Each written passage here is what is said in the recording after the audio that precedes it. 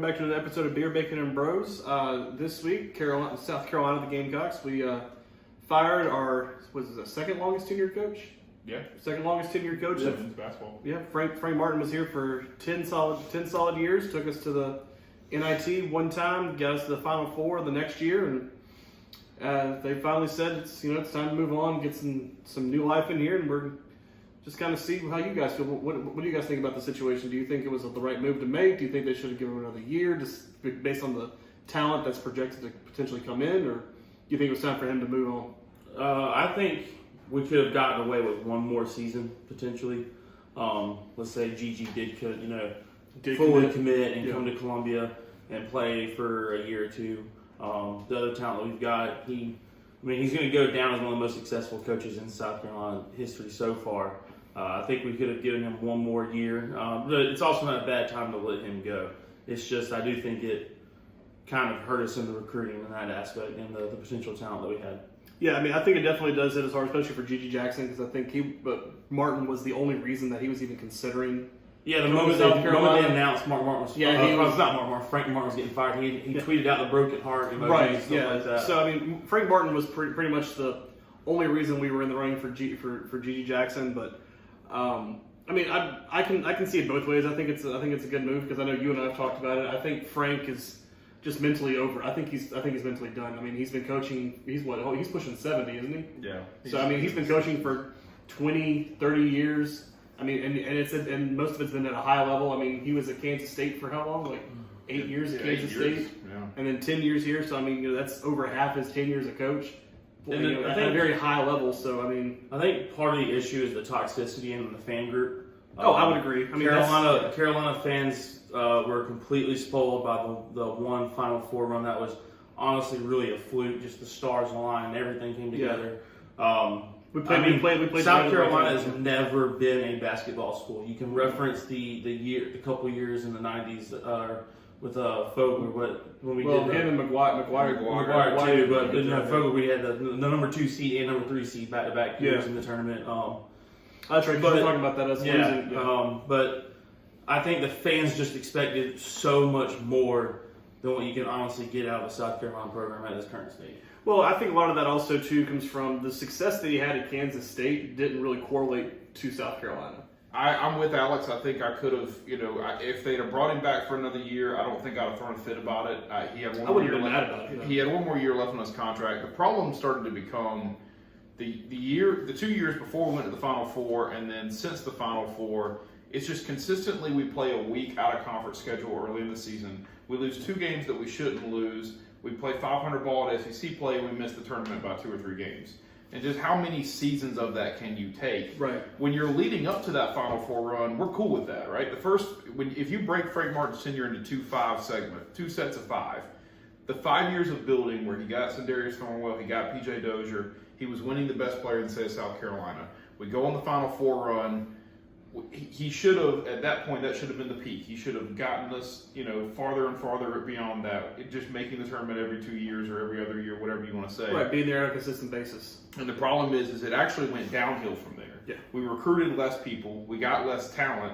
We've produced less results. And like you and I said, I think Frank was just tired. I think at the end of the day, Frank was done. I think if you're a South Carolina fan, you have to be thankful for what Frank has done. Oh, absolutely. Because this has been a great stretch of winning games. Granted, not a lot of it's been against great competition, but this has been a great stretch of winning games, and you have to be thankful for where Frank has taken our program from a place where nobody wants to go to now.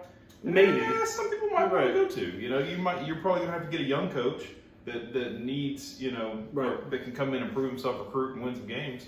But maybe we can become that stepping stool for someone that's going to go take a Kansas or a Kentucky or a Duke or North Carolina or something like that. So, I really hated it because you could tell over the most recent couple of years that Frank Martin truly loved this city and this school. It wasn't just a job for him. He became fully invested in the school. You don't really see some coaches there they're there for a long time, they have success, but you don't really see them as outspoken as they are about the city and the school and the state. Right. I wanted him to succeed so bad. He wanted to succeed so bad. I think he honestly gave everything he possibly could to the school, and just so much respect for him because like Chris said, he did transform the school and brought us to a higher level than where we were before he came. And the basketball program. Yeah. And just a genuinely great guy. I mean. Oh yeah, absolutely. You know, I got to have some interactions with him when I worked at USC, and I mean, just a completely different dude than what you in see on person TV. than what you see on TV. Right. I mean, just awesome. So I did put together a little list. These are the top 5 names that people are talking, or top 6 names that people are talking about right now for this job. These are people that some have ties, some don't. A lot of them are kind of young, a little bit risky, and then there's 2 guys that are kind of heavy names is what I would call them. So first one, which I think is my favorite, I've been throwing around for a while. This is a guy that I think will be a very good basketball coach at a Power 5 school, or a Providence or Georgetown, somewhere like that in the Big East. Kim English, currently at George Mason, had about a 500 season in his first year at George Mason. Just 33 years old, dude that played in the NBA, went to Missouri, and then has been on staff at 2 major basketball programs in Colorado and Tennessee. He was with Rick Barnes before becoming the head coach over here at George Mason. Okay. A dude that is he has some pedigree. He's a very, very good recruiter too. I mean, people have been regarding him as someone that can really recruit. So if you're taking a risk on a young guy that maybe can come in here and pull in some talent, pull in some talent and add some X and O's to it. A name we all know, B.J. Mackey. Obviously played in the NBA for a while. Right. And then, has been at Charleston Southern, East Tennessee State. I think that's what you said earlier, yeah. Yeah, East Tennessee State. Before joining Wake Forest, he's an assistant coach. I think this, and I'm just in my personal opinion, this feels almost like a Shane Beamer move. If you're a South Carolina fan, it has the ties. Going and getting somebody that has the ties, has buy-in, loves the city, loves the school. If this dude, you almost have to say, if this dude works out, I don't fear him leaving South Carolina ever. Bob Ritchie. Bob has done an incredible He's done really well at Furman. Yeah. I mean, you talk about, he's been there for 11 years, but 5 years as the head coach. He's had 4 straight 20-win seasons. Guy you love, Lamont Paris, over at UT Chattanooga. I'm gonna go on a limb before I say it's Lamont Perry. You think so? Lamont Perry. Okay. Lamont Perry. You call him too. His number. He's got quite a pedigree from Indiana in the early 2000s to Wisconsin in the late 2010s. He's been all over the place. He's rubbed elbows with quite a significant pedigree there of just coaches and players, and I mean, look at all the tournament highlights he's got right there. I mean, Sweet 16, Final Four, Sweet 16, Sweet 16. Yeah, and then now he has runner-up in 2015. Now he has Chattanooga in the tournament right now. Yeah, and I like Chattanooga to win their first game too. I'm not gonna lie. And this is one of those things where, honestly, an SEC school just in general could offer to somebody like this, a small school like this, we're going to be able to give them more money than they can. Yeah. So it's just one of those things we can obviously buy him away from Chattanooga. So it's not like he's far out of our reach to go out and try to snag him away if we wanted to. Yeah. And talking about money, this is where it comes in. Everybody, South Carolina fans. This is the one I like. And you're going to be the guy. South Carolina fans want Mike Boynton, right? No, but he's the one that just got the $1.5 million deal, right? Yes. So I actually pulled up Mike's contract for you. So Mike is set to make around $3 million a year. His buyout, if we were to buy him out this season, is $13.5 million. That's a lot of money to pay Oklahoma State just to get this guy to come over here. So South Carolina fans, I'm going to have to say it, you might not. Well, it's not going to happen. Yeah, you might not have to buy in on this one a lot. I know the name. I know the guys had a big program. We pulled Frank from Kansas State, and it worked out a little bit, right? Can you pull Mike from Oklahoma State, another big basketball school in the Big 12, which is a good basketball conference? Right. But that's a lot of money to pay a school to then turn around and pay the guy. Consider we're still paying that for Muschamp? Yeah. We actually took the lump sum for Muschamp, but we'll that would be a lot of money to pay. And then a controversial name that actually is apparently a possibility, Sean Miller. I know you may not know Sean. Do you know who Sean Miller is? Mm-hmm. Former Arizona coach. DeAndre Ayton, he paid DeAndre like $1 million to come to Arizona. So it's one of those he got caught up Patino things. It's a There's a little bit of controversy and baggage following him. If you So Sean got caught up in that FBI investigation. So Arizona ended up choosing. He's a former gold medal winner and one of our other basketball coaches. Also a former Olympian. So it might work out. Arizona's had some pretty good basketball teams though. Arizona fielded was good when he was there. Yeah. How he got them, might be a little was controversial. a little controversial. But let's be honest here. That happens everywhere. It happens everywhere. It happens everywhere. It's just a matter of getting caught. Yes.